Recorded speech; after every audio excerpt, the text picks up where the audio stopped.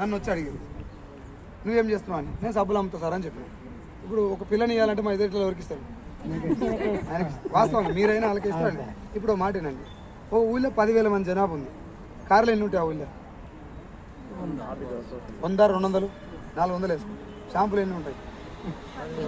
సబ్బులు ఎన్ని ఉంటాయి? కారు చచ్చిపోయినాక ఎన్నిసార్లు ఉంటావు షాంపులు? ఆ లోతు అర్థం చేసుకోవాలి తెలివికల్లోడు అయితే.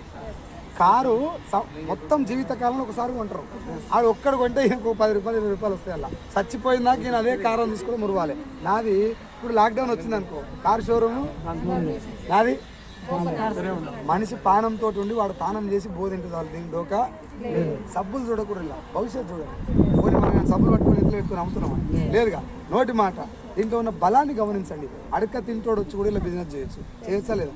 అడక తింటూ కారు కొనిపి చెప్పుకుంటాను. జాబ్ పెద్దదే, జాబ్ చాలా పెద్దది. కార్ షోరూమ్ ఎగ్జిక్యూటివ్ మేనేజర్, అదే 30,000 తిరగాలే. 1 తారీఖు ఈఎంఐలు అయిపోతాయి. మొత్తం 7 లక్షల రూపాయలు వస్తున్నాయంటే మీరు ఒకసారి థింక్ చేయండి. పైసలు ఇప్పుడు నేను ఉత్తగట్ట లటక్కున దునికి పుట్టుకున్న వస్తే డబ్బులు రాలా.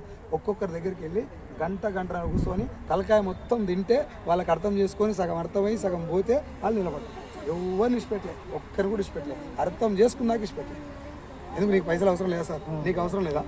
అవసరం ఉంది, మరి ఎందుకు వస్తలేవు? తెలియక తెలిసిందాకా ఆగాలి, తెలియ చెప్పాలి. నువ్వు వస్తలేవు, నువ్వు బేకార్గానే ఉన్నావు, నీకు మళ్ళీ కలిస్తే నా ఫోనే ఎత్తాను, నేను బ్లాక్లో పెడతారా అని. గట్టెట్లో పెట్టరు బ్లాక్లో. మనుషులను దూరం చేసుకోదు నువ్వు ఏ పని చేసినా. అవునా కదా? ఆ మనుషులను పోతే దొరకడు. ఇప్పుడు ఈ పర్సన్ నేను ఉన్నా అనుకో, నేను లేను రేపు పొద్దుగాల, ఆయన ఎవరి దోలాడుకుంటాను. దరిద్రం ఏంటంటే బతుకున్నప్పుడు మనిషిని తిరుగుతారు, చచ్చిపోయినాక ఆయన దగ్గర కొన్ని లంగపాలు ఉన్నాయి కానీ మంచోడే రాడంటారు. చచ్చిపోయినాక అనడం ఎందుకు? బిజినెస్ చేసినా నువ్వేం చేసినా మనిషికి రెస్పెక్ట్ ఇవ్వండి. సరే ఇవాళ వస్తలేవుగా, మళ్ళీ ఎప్పుడు వస్తావు మీటింగ్? స్వాతి పుత్తంలో కమలాసం చూసిరా, నువ్వే నిలబడతాడు అంతే. వాడు ఉద్యోగం ఏమని అడిగాడు, ఏదో అడిగాడు, పోయి నిలబడతాడు. నేను చూసే ఉద్యోగం ఇస్తారా? మనం కూడా గదే పని. మీరు చెయ్యి చెప్పండి, బిజినెస్ ఏందో తెలుసుకో. మీటింగ్కి రా, ఇవాళ వస్తలేవా? No problem. మీటింగ్కి వచ్చే ముందర ఫోన్ స్విచ్ ఆఫ్ చేస్తాడు. బేకార్ గాడు ఉన్నాడు, ఏమైంది? ఏదో పైన వచ్చింది, వానికి చెంబట్టుగా పెట్టిందేమో, నీకేమైంది అని బాధ నీకు ఎందుకు? వదిలే, లైట్ తీసుకో, ఇంకో 4 చెప్పు, ఇవాళ కాకపోతే రేపు. అట్లా అనుకోవాలి మనసులో. మైండ్ ఎప్పుడు కూల్గా ఉంచుకోవాలి, ఫ్రస్ట్రేషన్ తోటి రావద్దు. నేను ఇప్పుడు కిరాణా షాప్ పెట్టినావు, మీ చుట్టాలు ఎవరు అలా కొట్టలేరు. ఇల్లు పోయి తిరిగి కొట్టేస్తావా? నీ షాపే ఇంకా మంచిగా పెట్టుకుంటావు, దొరకనివన్నీ ఆడ పెట్టుకుంటావు, ఇంత పెట్రోల్ అమ్ముకుంటావు, ఇంత పిండి అమ్ముకుంటావు, మంచి పెడితే షాప్ పొడుగు అవుతుంది. షాపును చూసుకుంటారు కానీ జనాలు తిడతారా? షాప్ డెవలప్ చేయాలి. మనం కూడా అంతే, మనల్ని డెవలప్ చేసుకోవాలి. నేను ఈ మేడం ప్లాన్ చెప్పిన, రాలే అంటే అర్థమైంది, పైసలు అవసరం లేక కాదు, నేను చెప్పింది ఆమెకు అర్థం కాలే కాదు, ఆమెకు అర్థమైతే నేను చెప్పలేకపోయినా. మా సార్ తోటి చెప్పాలి, ఇంకో దాంతో చెప్పాలి, ఇంకో మీటింగ్ తీసుకురావాలి, ఇంకో ట్రైనింగ్, ఇట్లా ఆలోచించాలి తప్ప మనుషులను తిడుతురు. మా వాడు మొత్తం బేకార్గా ఉన్నాడు సార్, మా ఊళ్ళో మొత్తం బేకార్గానే ఉన్నారు సార్ అని చెప్తారు. ఊళ్ళో ఎవరు ఉండరు, అర్థం చేసుకునే వాళ్ళు ఉంటారు. ఓ 4 సార్లు చెప్పు, రాలే విలే. పార్టీలో చేసిన వాళ్ళు, పార్టీలో జాయిన్ అయ్యి కండవ కప్పుకున్న వాళ్ళందరూ వేస్తురా. మా ఊళ్ళో ఒక ఆయన ఉంటారు, ఆయన పేరు గజ నరసింహ.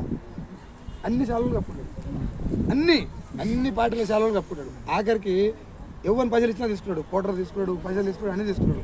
ఓటు ఎవరికి వేస్తాడు అంటే ఇండిపెండెంట్గా నిలబడి పైసలు ఎవరికి ఏడుచుడు ఆయనకి వేస్తాడు పోయి. అర్థమైందా?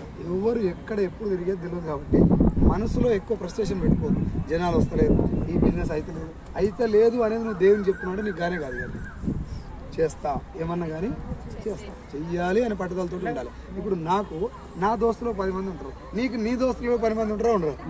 చాలా మంది అన్నారు, సార్ భిక్షగాళ్ళు ఇల్లు వచ్చి 40,000 తీసుకోవడం అని చెప్పిన. బిచ్చగాడు ఎట్టు వస్తారు సార్ ఇళ్ళకు అని అన్నారు. నువ్వు మాట చెప్పు, నీకు దోస్తులు ఎక్కువ బిచ్చగానికి ఎక్కువ? తల తప్పుకున్నా అంటే మనసు ఉండాలా.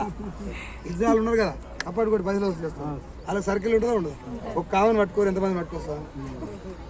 మనసు అట్లా ఆలోచించాలి. మన దరిద్రం ఏంటంటే చుట్టూ ఈయనే తిరుగుతారు. ఈయన వస్తలేడు, మా అన్న వస్తలేడు, మా అక్క వస్తలేదు, మా చెల్లె అదే గుండ్రాం పెళ్ళి, అదే చౌటుప్పల, ఈయనే తిరుగుతారు. గిర్రా కోయలగూడెం కాడికి లేదు, ఆరుపేటకి లేదు. ఊరు వదిలిపెడితే బాగుపడుతుంది. అదైనా మనం ఉన్న సర్కిల్కి వెళ్ళి బయటికి రావాలి, అప్పుడు రియల్ సినిమా తెలుస్తుంది. కష్టాలు నువ్వు పోనీ ఇంకో 10 ఏళ్ళు కష్టపడతావు, బయట 1 లక్ష వస్తుందా? రాదుగా. ఇప్పుడు నేను వస్తుంటే మీరు అందరు క్లాప్స్ కొట్టారు నిలబడి, ఈ రెస్పెక్ట్ వస్తుందా? మనిషికి 1 లక్ష రూపాయలు ఇచ్చినా లేచి ఎవరు సపోర్ట్ కొట్టారు, బలిసి ఇచ్చినవాడు అంటారు అంతే. అవునా కదా? రెస్పెక్ట్ ఉంది, డబ్బు ఉంది, ఆరోగ్యం ఉంది, మంచి పేరు ఉంది, ఇంకోని సాయం చేసేటటువంటి ఒక అవకాశం ఉంది. ఇవన్నీ ఉన్నాయి కాబట్టి కష్టాలు ఉంటాయి. కొద్ది రోజులు అయిపోయింది తట్టుకోవాలి. ఇద్దరు రాకపోతే కథం బిజినెస్ బంద్ చేస్తారు. వాడు రాకపోతాను కారణం ఎందుకు? తెలిసి రాలేదా, తెలియక రాలేదా అని ఆలోచించి ఒకసారి, నీకు అప్పుడు తెలుస్తుంది. ఆగిపోవాలనుకున్నప్పుడు క్వశ్చన్ వేసుకోవాలి, నేను మొదలు పెట్టింది ఎందుకు? ఎందుకు స్టార్ట్ చేసిన ఆగిపోతాను, ఏదో ఏదో కావాలని చేసిన, ఇప్పుడు ఎందుకు ఆపేస్తున్నావు? ఇప్పుడు ఒకవేళ ఆగిపేస్తే మళ్ళీ పోయి ఏం చేసుకోవాలి? అదే పని. ఇంకెందుకు ఏం మారిందానికి ఎందుకు ఆడ పోయి చేసుడు? ఇది చేస్తే మారే ఛాన్స్ ఉంది కదా. అందుకని మనసులో ఏమనుకోవాలంటే ఆగిపోవాలనుకున్నప్పుడు ఒకటే క్వశ్చన్, నేను మొదలుపెట్టింది ఎందుకు? మొదలుపెట్టింది దీనికోసం కాబట్టి అది సాధించిందాక పని చేసుకుంటూ వెళ్ళిపోదాం అని చెప్పి ఆగిపోదాం అనుకున్నప్పుడు కనుక నువ్వు ఒక్క నిర్ణయం తీసుకొని బలంగా అడిగేస్తే అది 1000 అడుగులతో సమానం. అప్పుడే మన ఆలోచన పని చేయాలి. ఇప్పుడు నేను మాట్లాడతాను, నా మాట్లాడినప్పుడు ఇట్ అయిపోతాను మొత్తం. సార్ ఇంకా తీసుడే సార్, వీళ్ళకి పోగానే సార్ చెప్పినట్లేదుగా, ఇది ఆయన బాగానే చెప్పినాడు కానీ ఇది అయితలేదుగా, నేను చెప్పుడు వేరు నువ్వు చేసుడు వేరు, అవునా కాదు? ప్రాబ్లమ్సే వస్తాయి. నేనే చెప్తున్నా కదా, ఈ బిజినెస్ ఎట్లుంటుంది కొద్ది రోజులు అంటే ఎప్పుడు బంద్ చేద్దామా అన్నట్టే ఉంటుంది, ఊకనన్నా జాయిన్ అయితే కదా అన్నట్టే ఉంటుంది. అట్లా ఉన్నప్పుడు ఏమంటారు అంటే, ఇప్పుడు చచ్చిపోయినాక రావణ కష్టాలు ఉన్నాయా సుఖంగా ఉన్నాయా? రావణాసురుడు కష్టాలు ఉన్నాయి. ఇంకో 2 రోజులు అయితే చచ్చిపోతాను దాకా సుఖపడ్డాడు రావణాసురుడు. దేవుడెవడు? ఇది కూడా కానీ కష్టాలు ఉంటేనే పొద్దున స్టేజ్ మీద ఎక్కి నువ్వు మాట్లాడుకుంటానికి ఒక స్టోరీ ఉంటుంది.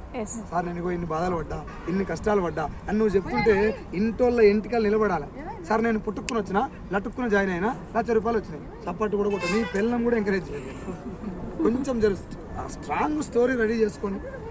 నేను ఒక దగ్గర టిఫిన్ తీసుకొని పోయినా కలకుర్తి, సార్ రిటర్న్ వస్తున్నా, ఇది కూడా వస్తలేదు, జాయిన్ అవుతలేదు, మనసు అంతా ఎక్కడ ఉంది, జాబ్ బంద్ చేసినప్పటికీ బంద్ చేసిన ఆడ కూర్చొని అన్నం తిందాం అనేసరికి టిఫిన్లో చేయి పెడితే మొత్తం బురద అయింది.